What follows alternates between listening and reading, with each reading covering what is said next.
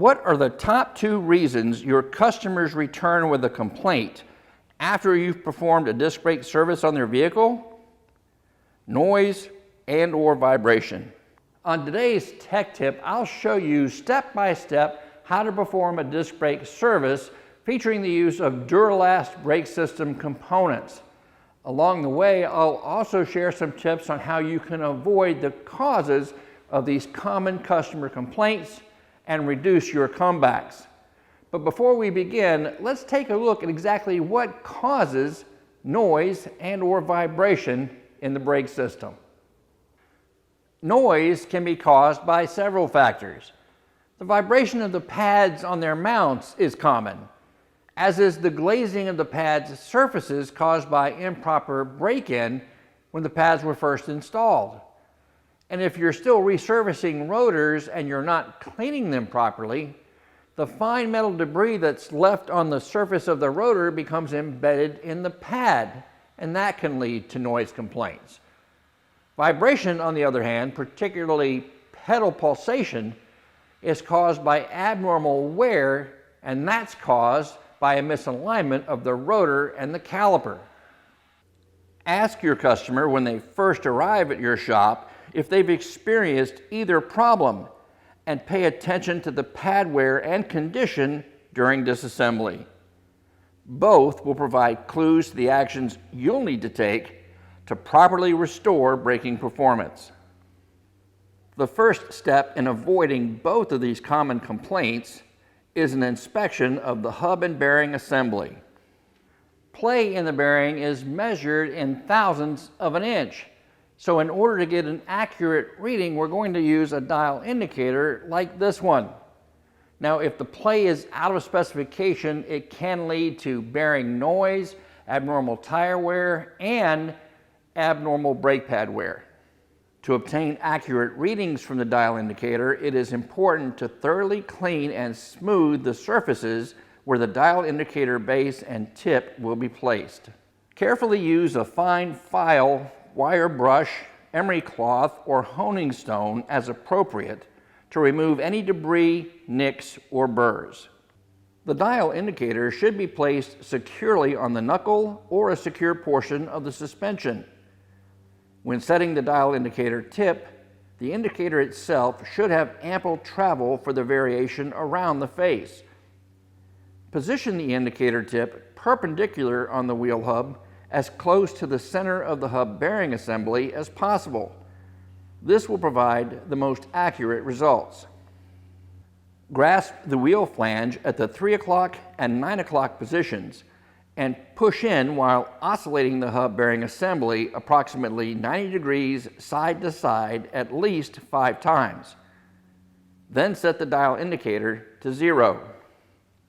Next, pull outward while oscillating the hub bearing assembly, again approximately 90 degrees side to side at least 5 times. Proper loading and oscillation is necessary in order to fully seat the bearings. Observe the total indicator movement.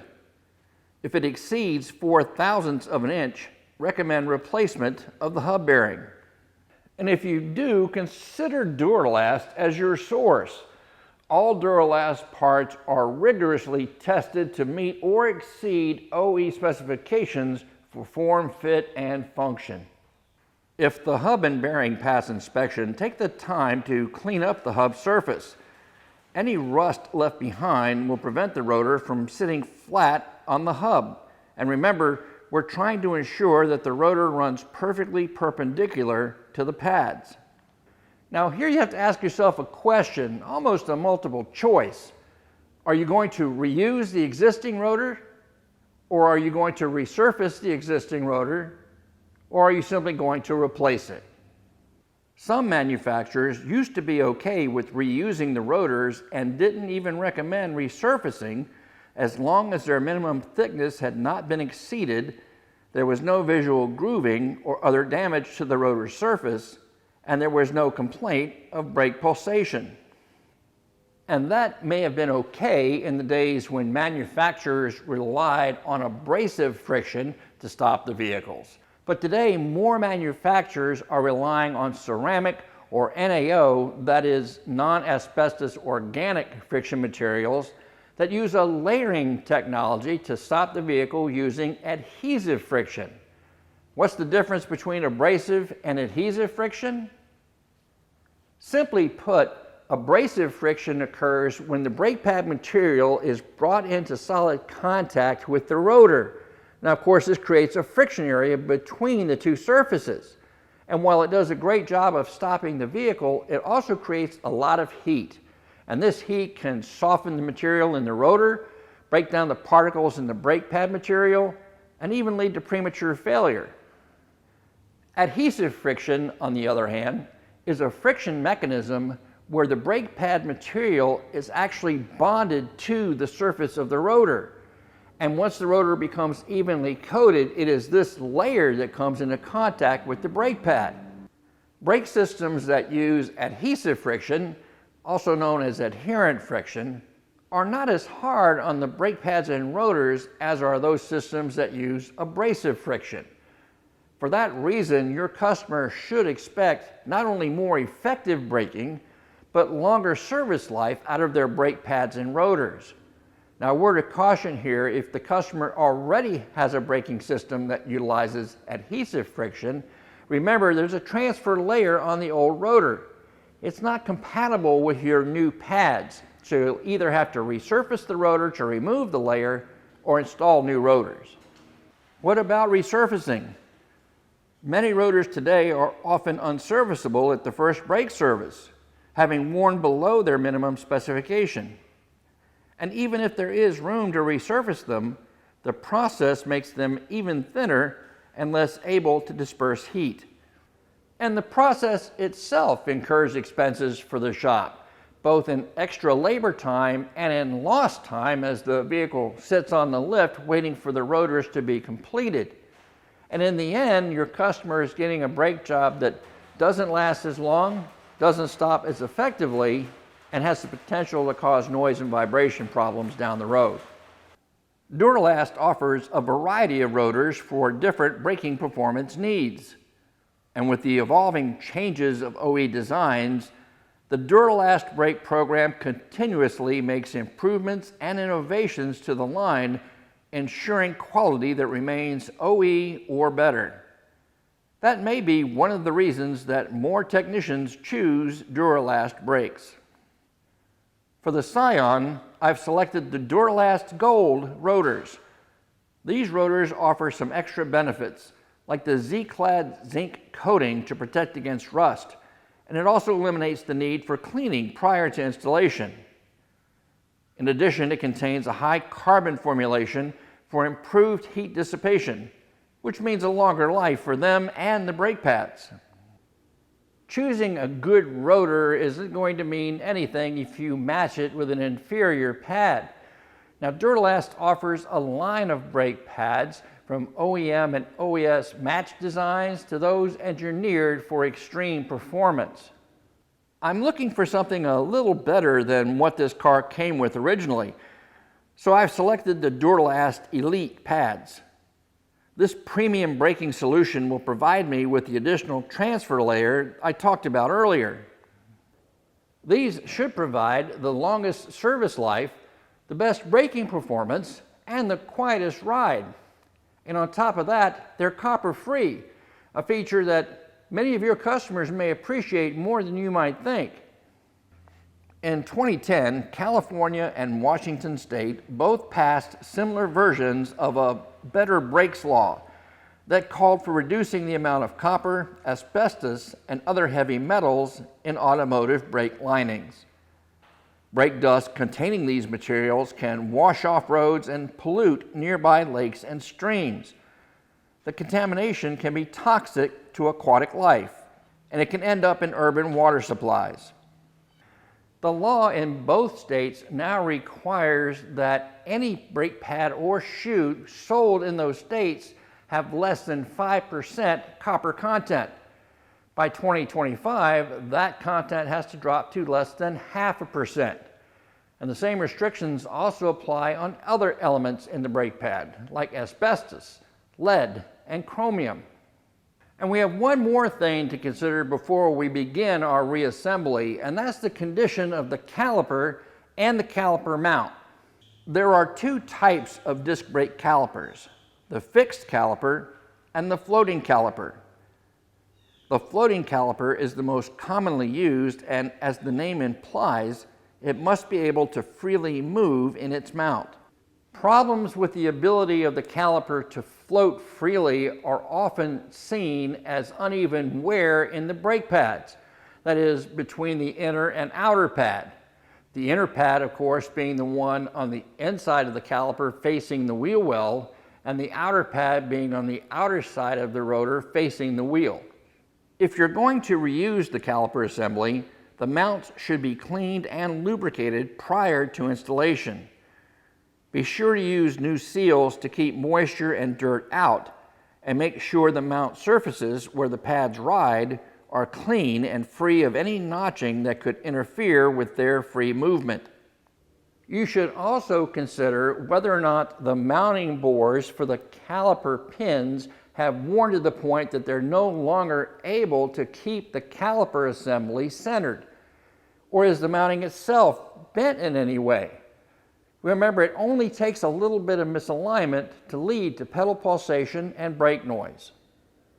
Another reason for uneven pad wear is a caliper piston that is no longer able to move freely in its bore. This can be caused by age and the buildup of corrosion internally on the piston and bore surfaces. Take a close look at the dust seal. If it's damaged, you can bet that moisture and road debris have found their way in. Abnormal brake pad wear can also be caused by a caliper piston seal that is worn out.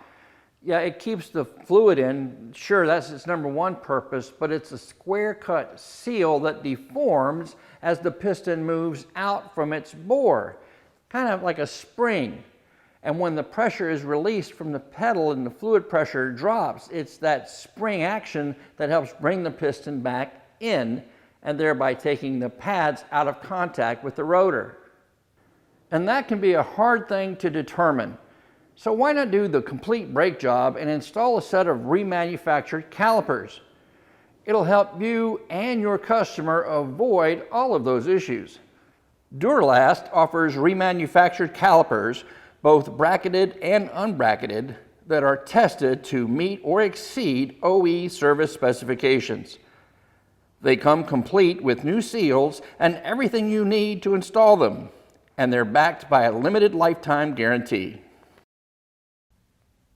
Finally, we can start reassembly. Starting with the rotor, I'm going to use 3 lug nuts to lightly seat the rotor on the wheel hub. Next, I'll set up my dial indicator and check the runout to make sure it's running true to the spindle.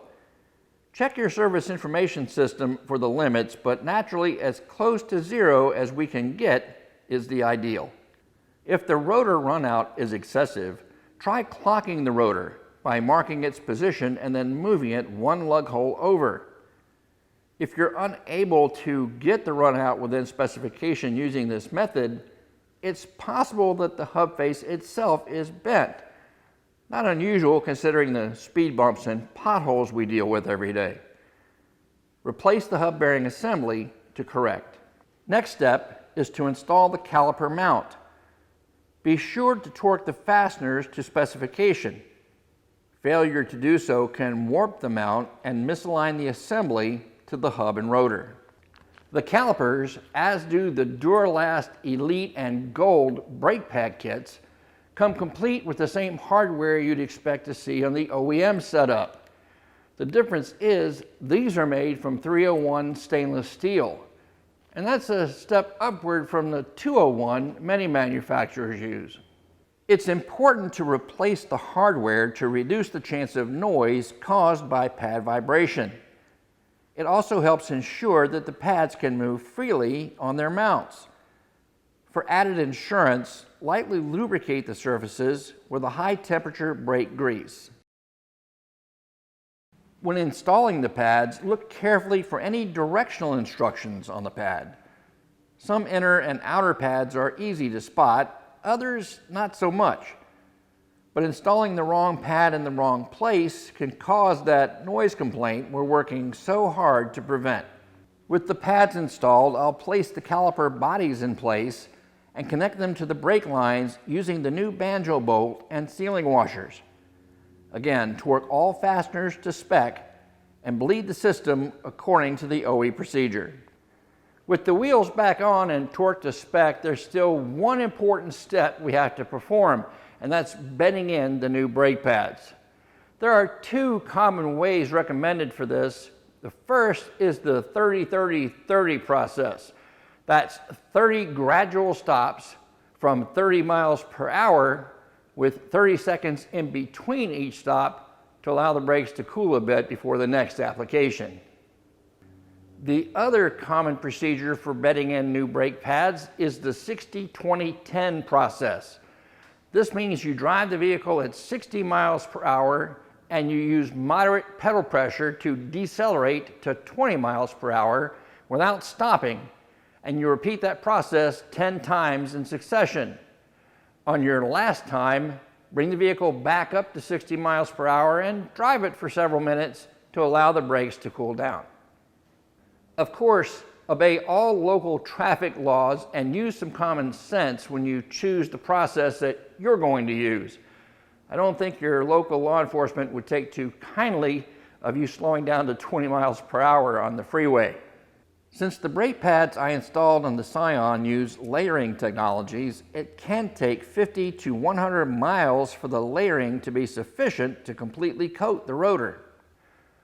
And while a complete brake job will require a little more of an investment on your customer's part, if you take the time to explain to them the benefits of increased service life, better stopping performance, and a reduced or eliminated chance of any noise or vibration issues appearing, I think they'll understand that the value of what you're offering far exceeds what you're asking for the service.